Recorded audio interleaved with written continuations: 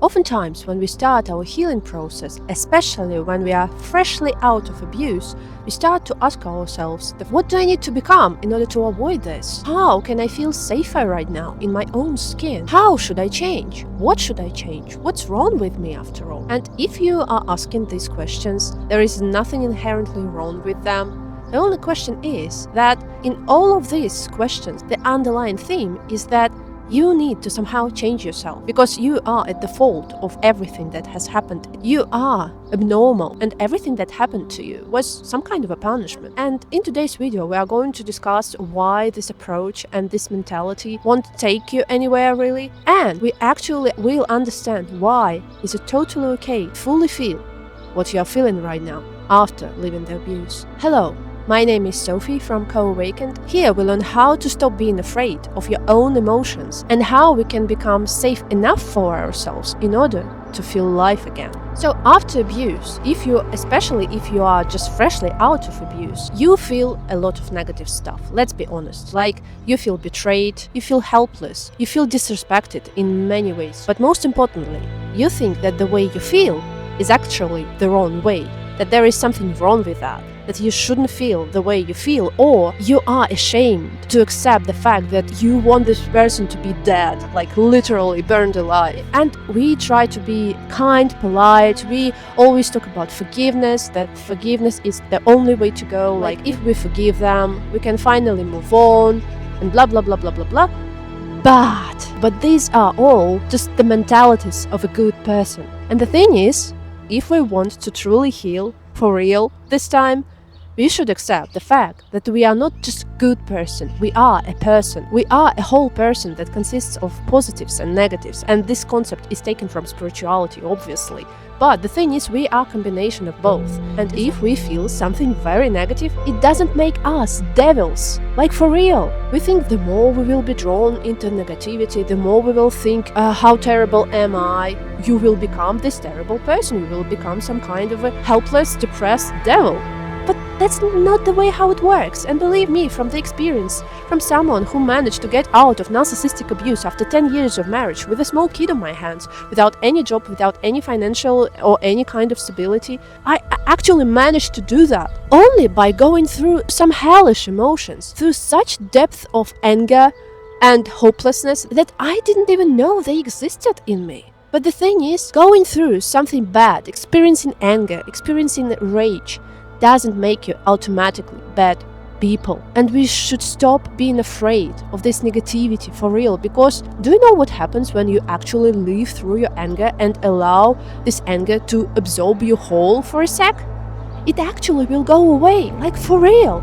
Let's just prove that in practice. So remember the last time when you were triggered, like for real, something really bothered you big times. And now try to re-evoke this feeling inside you. And remember the feeling that you felt during that time. I want you not to get away from this fear, not to immediately judge it and say that it's bad and try to hide it somewhere in your subconscious mind, because it won't work actually. But try to welcome this feeling and imagine this feeling to be a certain shape or a certain form. Like for example, for me, my anger right now looks like this very anxiously rotating red cube that is basically on fire, and it's like anxiously jiggling in space of my mind, and it screams, it yells, it becomes bigger, it becomes smaller. Imagine like you're allowing this cube, this anger cube of yours, to say everything that it wants, and not only that, but expand as much as it wants as well.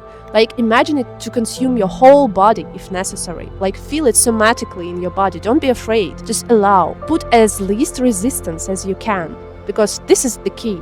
In order to let go of the feeling, you should put as less resistance to this feeling as possible. And I know how hard it is, especially after years and years of indoctrination of you shouldn't be that way or you shouldn't be this way by our society or our family, right? But allow this anger cube expand as much as it wants. Even if it goes outside of your mental space, let it do the job. Like, let it consume the whole room you are in. Let it consume your whole body. Feel this fire burning inside you and feel it as intensely as possible. Like right now, I can feel like my knees are on fire. This is a very interesting feeling, by the way. And breathe. Just watch from the outside. And you will notice that after a while, minute, 2, 5, 10, no matter how long it takes, you will notice that over time, this red cube starts to lose maybe its fire element to it, or it becomes smaller, or it can even change color or become not a cube but a rectangle. Allow it to change your mind to the point where it basically becomes this tiny small,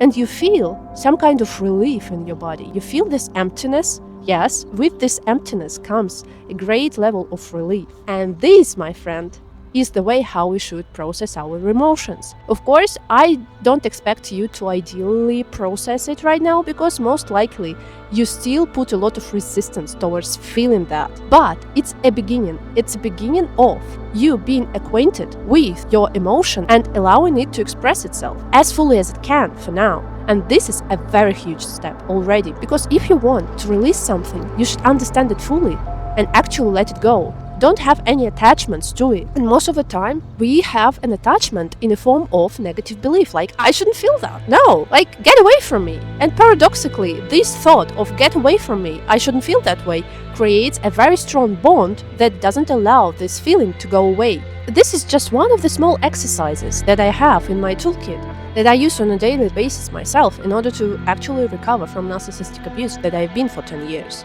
But the main thing that you should understand and at least have a taste of is that negativity, even if it consumes your whole body, like you just experienced, it didn't make you a Satan in a second, right? You are the same person, you are the same Kate, the same John, the same Mary, right? It didn't change you, but it released something that was stuck in you for a very long time. And this, my friend, is just the start. Remember, the main mantra that you should have if you are now on your healing journey is that there is nothing wrong with you.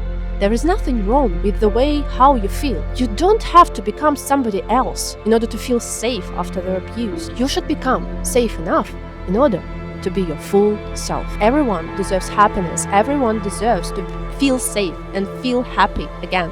Experience joy on some level, at least. Because after abuse, you either feel numb or you feel negative, and you are terrified that this negativity will destroy you. But believe it or not, it won't. It truly won't. It will release the door to your joy again. But in order to feel joy, you really need to learn how to be safe for your own self.